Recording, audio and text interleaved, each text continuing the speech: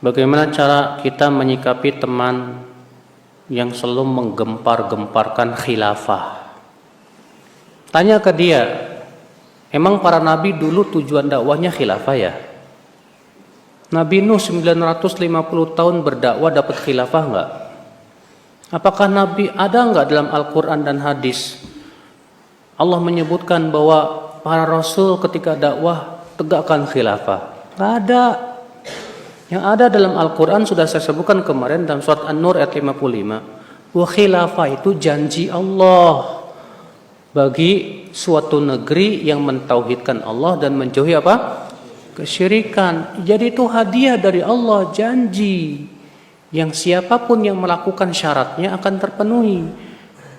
Ya. Maka khilafah bukan tujuan dakwah kita.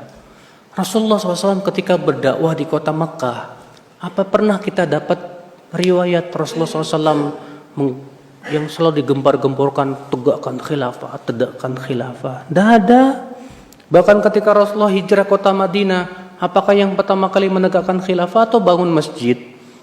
Bangun masjid dulu. Ya akhi, ya. Banyak orang gulu berlebihan dalam masalah khilafah itu.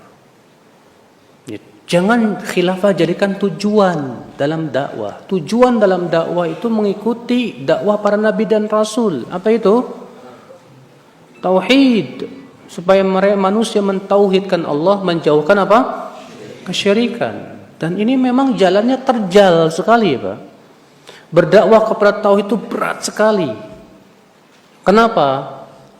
Karena kita harus menghadapi orang-orang yang doyan kesyirikan dari sebagian kaum muslimin maupun di luar Islam. Ya. Karena orang yang mendakwahkan kepada tauhid, konsekuensinya apa? Berlepas diri dari semua yang disembah selain Allah. Berlepas diri dari setiap yang menyembah selain Allah. Tentu banyak orang akan marah dengan ini, Pak. Iblis pun akan marah, bala tentara iblis pun akan marah. Tapi kita harus lakukan karena ini yang dijalani oleh Allah dan oleh Rasulullah SAW dan para rasul sebelumnya. Sampai di antara rasul ada yang dibunuh dan yang lainnya demi untuk berdakwah kepada apa? Tauhidullah jalla wa ala. Tapi enggak masalah. Ya, karena inilah jalan yang diridhoi oleh Allah Subhanahu wa taala. Maka dari itulah ya akhi, sebagaimana sudah saya jelaskan kemarin bahwa dakwah para nabi dan rasul memfokuskan kepada tauhidullah jalla wa ala. Enggak ada nabi dan seorang nabi pun yang fokus dakwahnya kepada politik, enggak ada.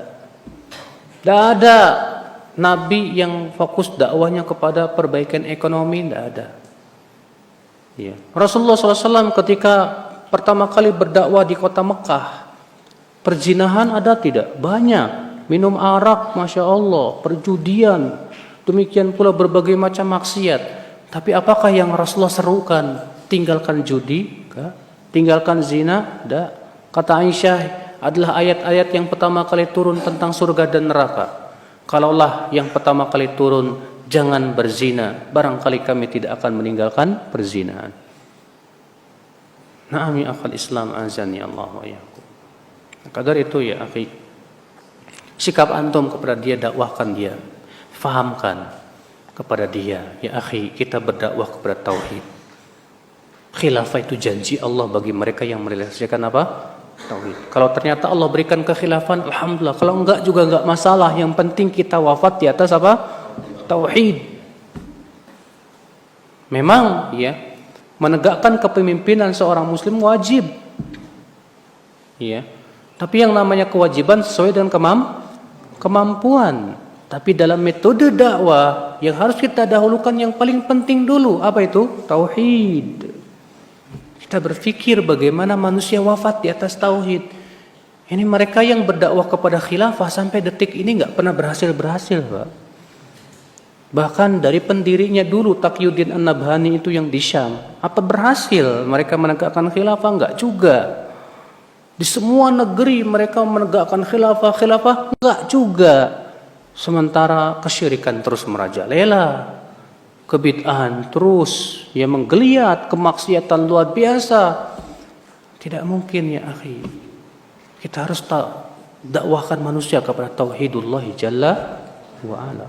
Allah tidak akan merubah suatu kaum sampai mereka merubah dirinya sendiri. Berarti perubahan itu harus dari dirinya sendiri dulu.